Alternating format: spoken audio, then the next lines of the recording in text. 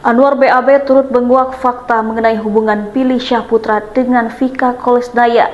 Pemilik nama lengkap Anwar Sanjaya Pigano itu menekankan Billy Syahputra dan Vika sudah menikah secara resmi, bukan nikah siri. Pasang badan untuk Billy Syahputra, Anwar BAB mengaku tidak ingin ada fitnah yang ditujukan kepada sang sahabat. Lebih lanjut, Anwar memaparkan alasan Billy tidak mau mengumumkan pernikahannya lantaran menurutnya itu adalah privasi.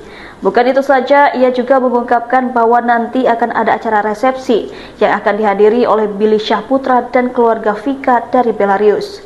Diketahui Vika dan Billy baru saja menggelar acara gender reveal 7 bulan kehamilan. Keduanya dikaruniai anak laki-laki. Di sisi lain, Billy dan Vika rupanya sempat berbeda keyakinan. Komedian 34 tahun itu menyebut orang tuanya memiliki keinginan agar dirinya dan Vika satu keyakinan jika ingin ke jenjang yang serius. Namun ortunya tidak bisa memaksa karena menurut Billy hanya Tuhan yang tahu apa yang sebenarnya terjadi dalam kisah asmaranya.